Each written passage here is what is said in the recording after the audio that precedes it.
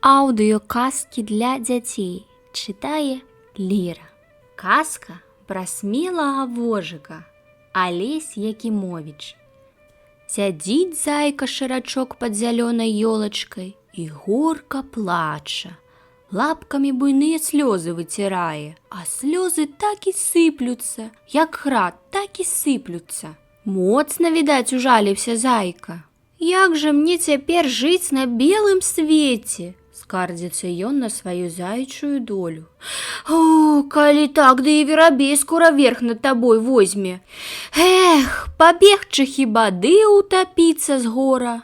Прыбег на рэчку і толькі намерыўся ўбоўтнуць з высокага берага ў ваду, як чуе. Гей, касавокі, не бачыш, куды разагнаўся? Дрэнна ўсё ж, скажу табе па шчырасці, мець косыя вочы.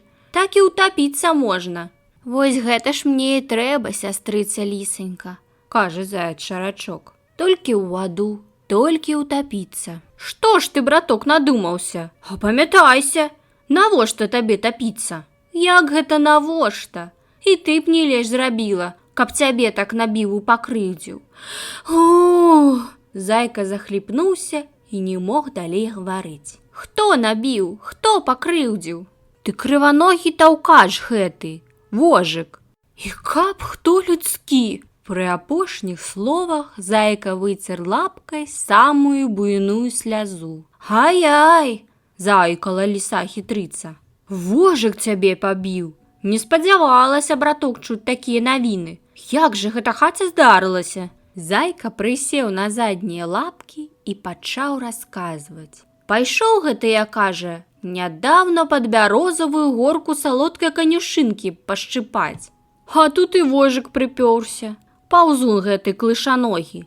І давай па канюшыне качацца. Так і мне яе, так і топча. Хіба ж магло стрымаць маё заячае сэрца гэтакі здзек? Гэта ж маю канюшыну ён топча. Набраўся я храбрасці, ды як, закрычу на яго. А ён замест таго, каб уцякаць, пабег да мяне ды давай дубасіць, давай іголкамі калоць.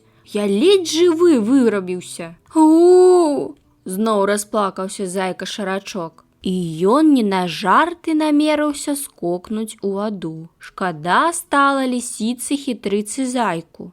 Як-ніяк свой брат. І калі кожная там казюлька пачне яго крыўдзіць, тады і праўда лепш утапіцца.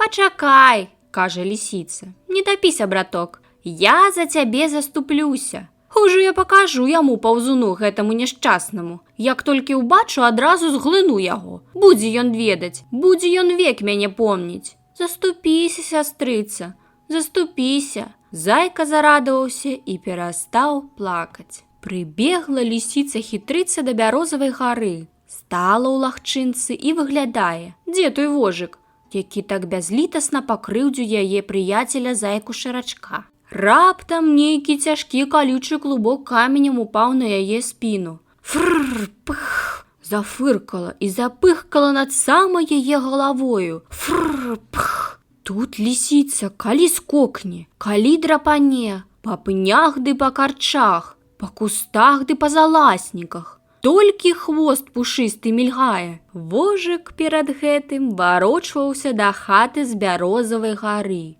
Як звычайна, каб скараціць дарогу, каціўся клубком. Дзе скокам, дзе бокам. Ён ні баракай не агледзеўся, як апынуўся на лісіцы на спіне. Лісіца стаяла якраз пад самай гарою. Напалохаўся вожык, уплёўся лапамі ў густую шэрсць, ды толькі фыркае, толькі пыхкае. І адарвацца баіцца, каб аб дрэва ці пень, які не забіцца. І на лісіцы ехаць страшна.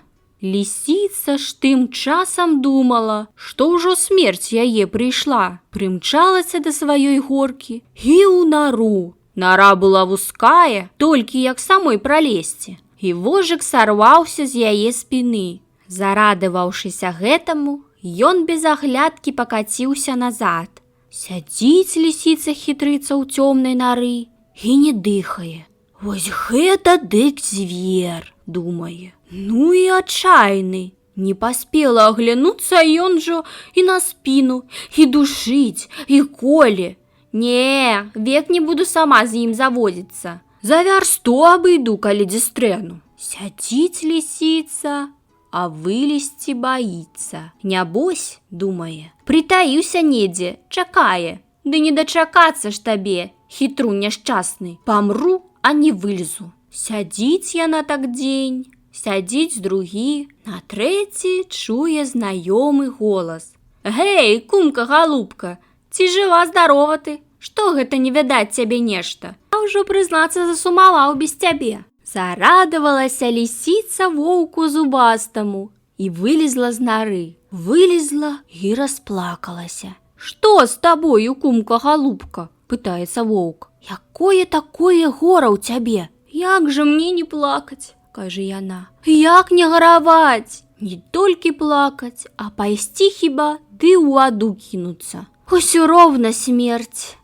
Ён жа мяне другі раз жывую не выпусціць. І яна расказала куму, як ледзь не задушыў яе вожык. Каб яшчэ чуть-чуть, ды канцы б ёй былі. Тут воўк давай рагатаць, давай со смеху качацца. Смешна яму, каб вожык лісу задушыў. Дарэмна, кум, выскаляешся, матае галавой лісіца. Ён і цябе можа задушыць.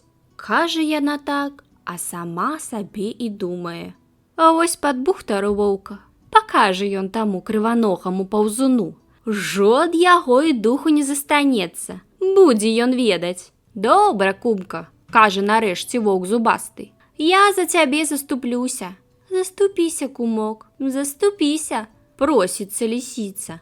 Я яго адным духам разарву, хваліцца воўк. Сказаў ён так і пабег шукаць вожыка. Бяжыць воўк, бачыць, аж галлё пад нагамі трашчыць. Зубамі загадзя ляскае, вожыка смакуе. Прыбягае да бярозавай гары. Бачыць, нейкая капіца травы насустрач едзе. Без каня і без воза, сама едзе. Разгледзеўся воўк, аж гэта і ёсць вожык. Начапляў на сябе лісце і вязе в сваю нару. Гэй, вожык, ты што ж гэта маю куму крыўдзіш? Завыў воўк зубасты і злосна ляснуў зубамі. Я... Хацеў нешта адказаць вожык, ды з перапалоху язык заблытаўся. Воўк быў халодны і не мог больш трываць. Ён падскочыў да вожыка і цапнуў яго ў сваю шырокую ляпу. Але тут здарылася такое, ад чаго ў воўка аж іскры пасыпаліся з вачэй. Выплюнуў ён вожыка, ты ходу далей ад бяды. Бяжыць, а за ім услед сцежка ад крыві. Вядома, увесь рот скалоў яму вожык. Прыбег воўк да сваёй хаты сярдзіты, сядзіць і крывёй плюецца. Ідзе неўзабаве да яго мядзведзь. Убачыў ён, што воўк крывёй плюецца. Што гэта? Кажа. Суседзе з табою, ці не ў зубнога быў? Ай, Міхайла Іванович, стогне воўк, горш. І ён расказаў суседу пра сваю бяду. Як вожык калоў яго вострымі іголкамі. Хоць ты ў лесе цяпер не жыві, хоць ты тапіцца ідзі. Нічога, брат, суцешыў яго Міхайла Іванович. Я, брат, за цябе заступлюся. Як стрэну яго, заб'ю. Ужо я не дапушчуся, каб ён мяне іголкамі калоў. Лапай як стукну, ды і канцы яму будуць. Бач, які спрытны іголкамі коле. Пачакай жа, я табе пакажу. І Міхайла Іванович давай тупаць ды гарачыцца. Так разгарачыўся, што гатоў хоць зараз ісці вожыка біць. Але ўспомніў, што выбраўся рыбу лавіць, бо вельмі прагаладаўся за доўгі дзень. Бывай, брат, развітаўся ён з ваўком зубастым. Не турбуйся, усё будзе, як я сказаў. Прыйшоў Міхайла Іванович на рэчку, сеў на беражку і заняўся рыбацтвам. Убачыць з берага рыбу, схопіць лапаю, ды выкіне за куст. Або засадзіць лапу пад корч ці ў нару і выцягне вусатага рака. Лавіў ён так лавіў, а нарэшце парашыў і павячэраць. Мабыць, шмат жо рыбкі набралася, думае. Ну і наемся ўдосыць. І ў Міхайла Івановича загадзя пацяклі слінкі. Прыйшоў ён за куст, а там аніводнай рыбкі і ніводнага рака таксама. Што за праява? Бурчыць Міхайла Іванович. Куды ж падзелася рыба? Ці не скрозь зямлю яна правалілася? Бачыць, недалёка лісіца-хітрыца круціцца.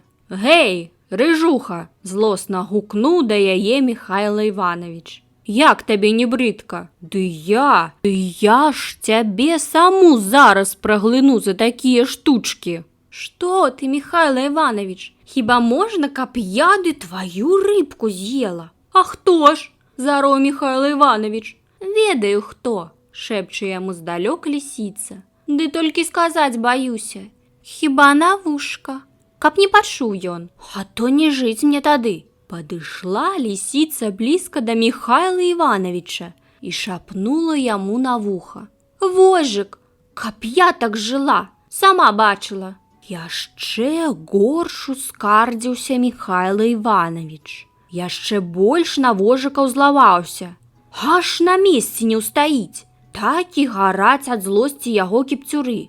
Дзе ён, лісічка? Пакажы мне, просіць Міхайла Іванович. А лісіцы толькі гэтага і трэба было. Міхайла Іванович ужо, напэўна, за ўсіх вожыку адпомсціць. Вожык толькі што вярнуўся з палявання і цяпер салодка драмаў на мяккай пасцелі.